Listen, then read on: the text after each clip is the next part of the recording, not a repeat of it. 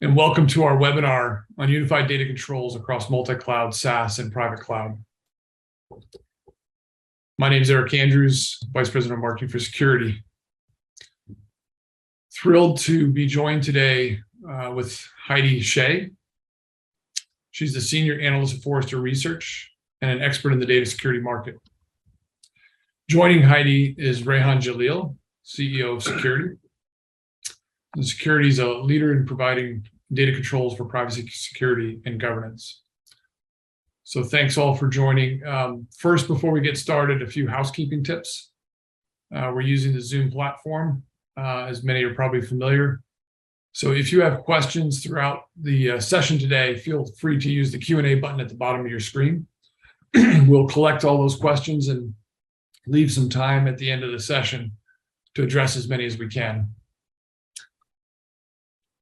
And with that, why don't we go ahead and dive into it.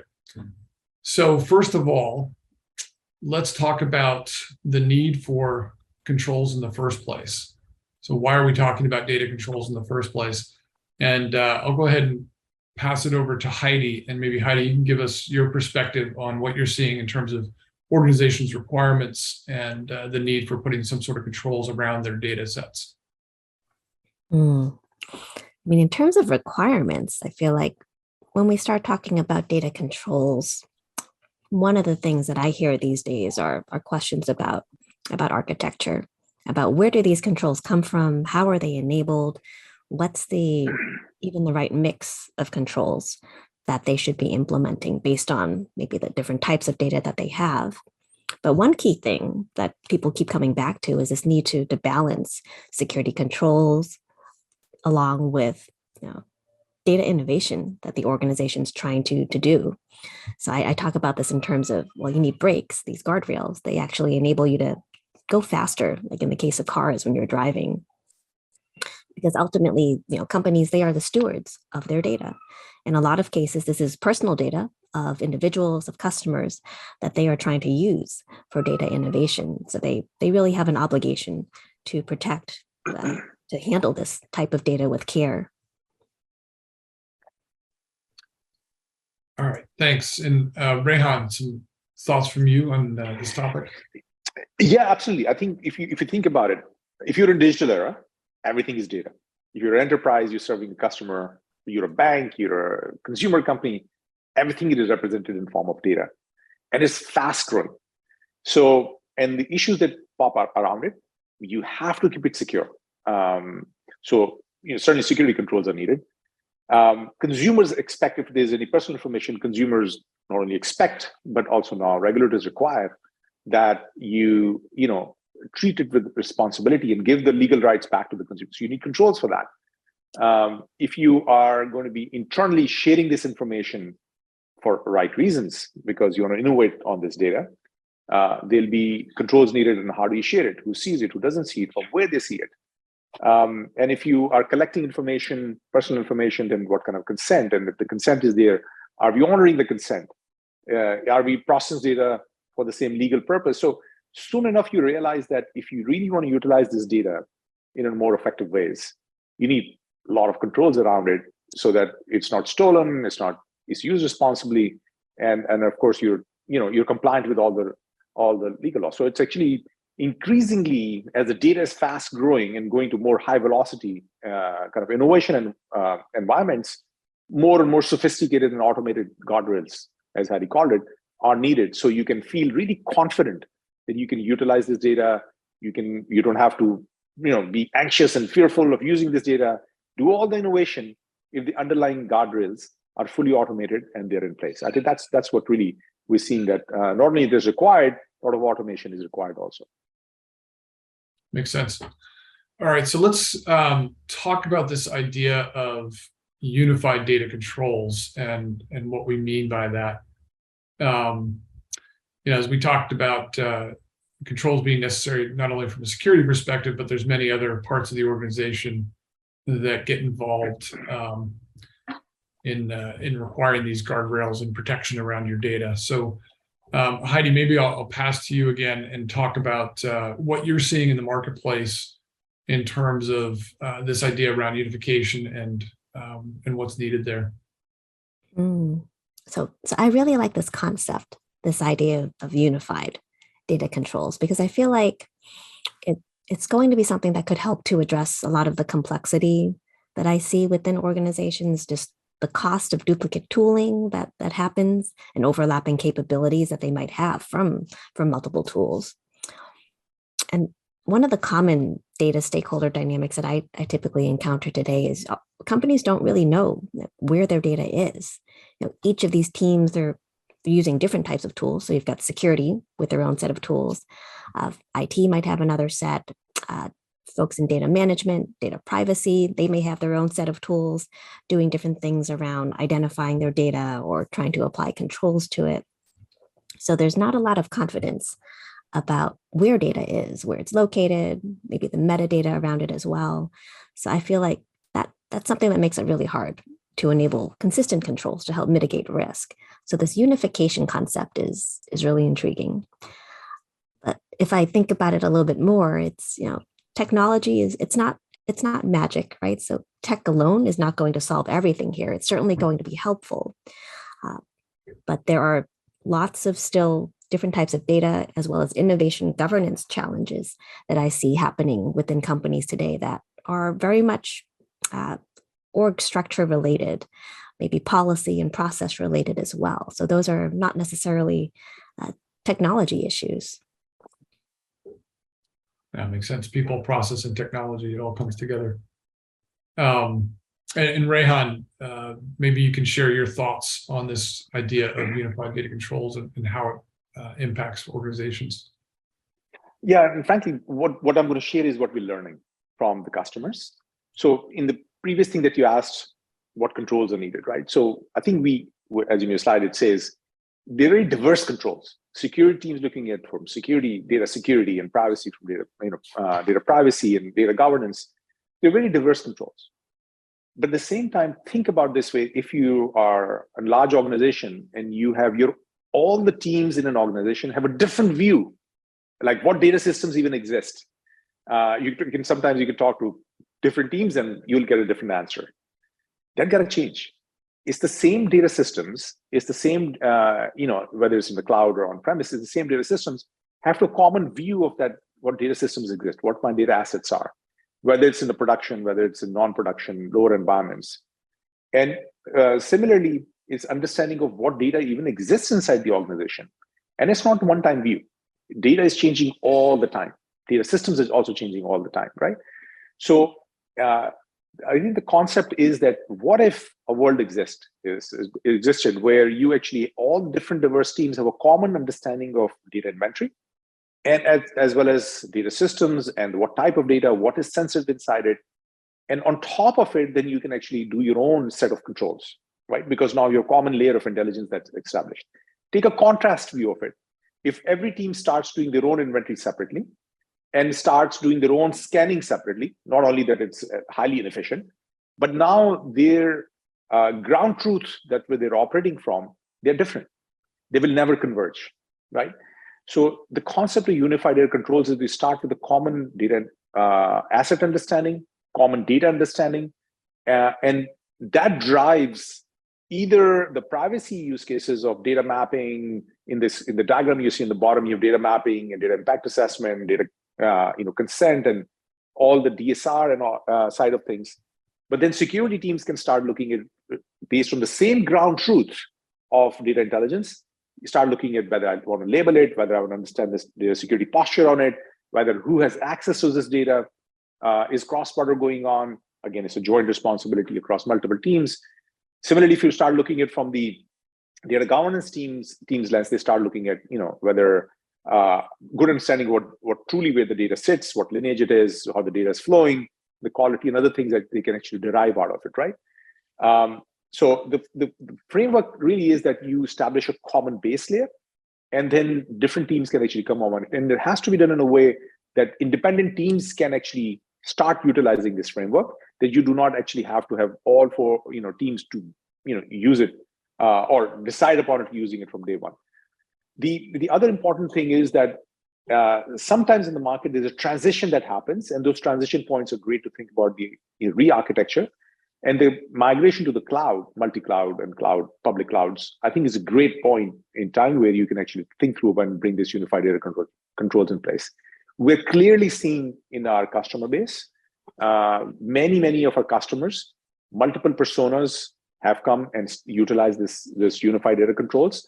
And with a common layer of intelligence, they are actually doing their own set of capabilities and a set of controls within the same framework. Great, thanks. And as you can see on this slide, there's many different use cases that play into this. For today, we're going to dive into a couple different topics, kind of double click a little further.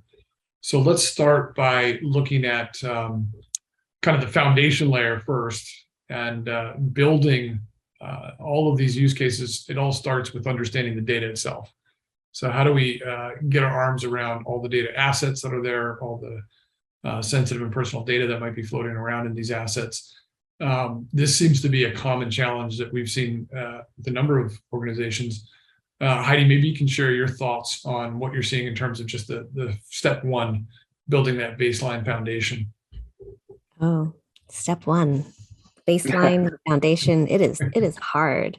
I'd say easily 50% maybe of the types of client inquiry calls that I take today, the discussions that I'm having are around this topic of help me figure out like what is the approach that we should take to discovering our data, to classifying it, to understanding just what we have. And intelligence, how it's being framed here, I think is interesting because it's more than just that initial discovery classification piece of it.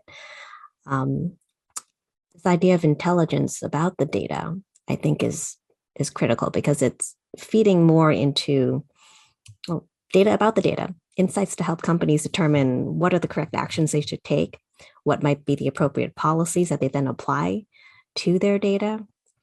And having that common layer, I think, is helpful because one of the other challenges that I encounter from folks is that they realize they need some type of technology, a tool, some type of automation to help them do discovery and classification. But then as they start going out and looking around to see, well, what can we use?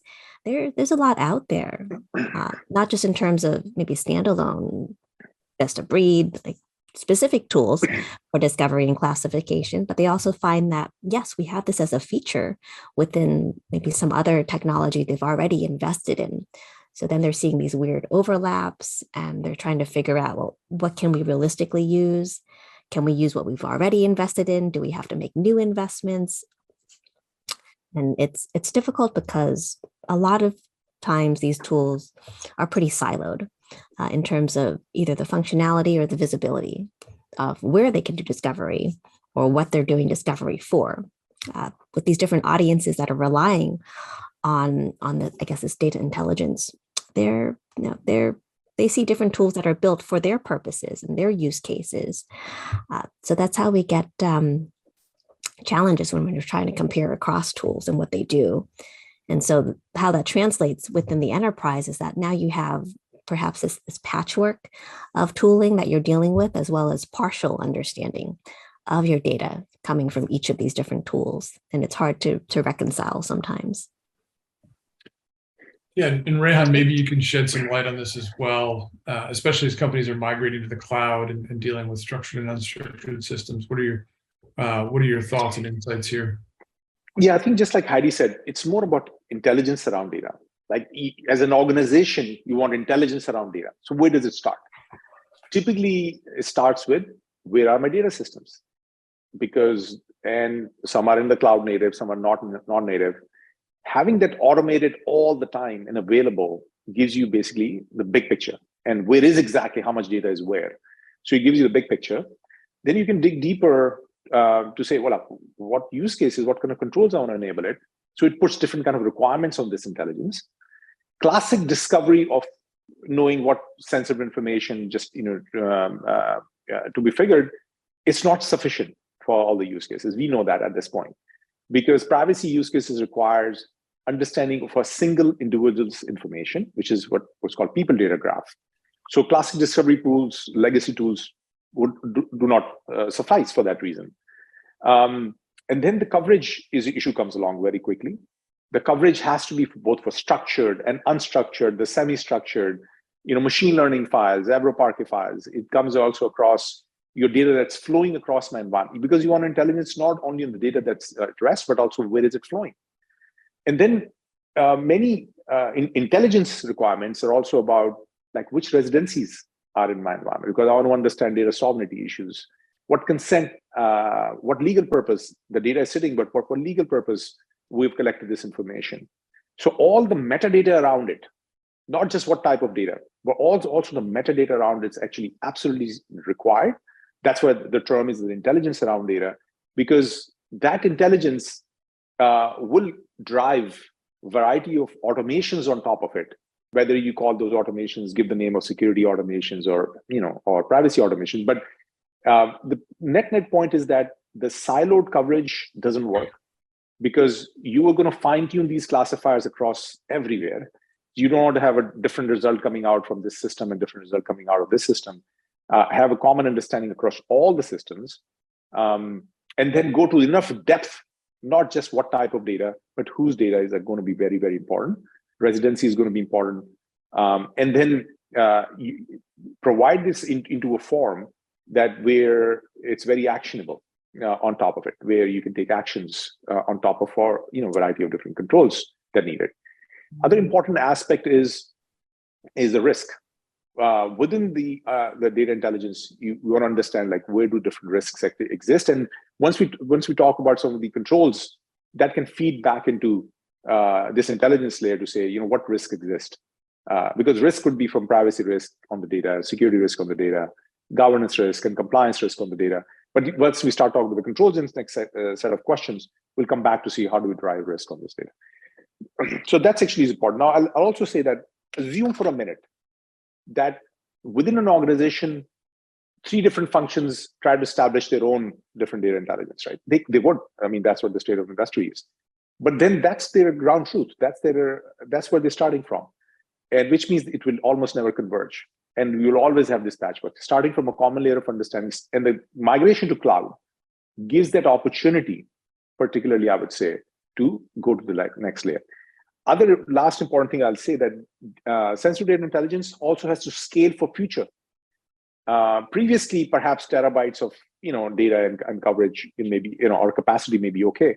You need new architectures that enable not just 1 or 2 petabytes of data, hundreds of petabytes of data that we are seeing in the customer's environments.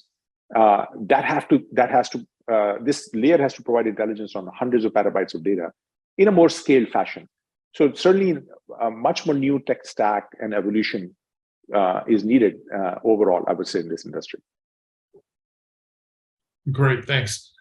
So let's double click into some of those use cases that layer on top of that foundation. So we'll start with data access, intelligence, and governance. Basically, how do you know who's accessing your sensitive data? Can you put controls around that?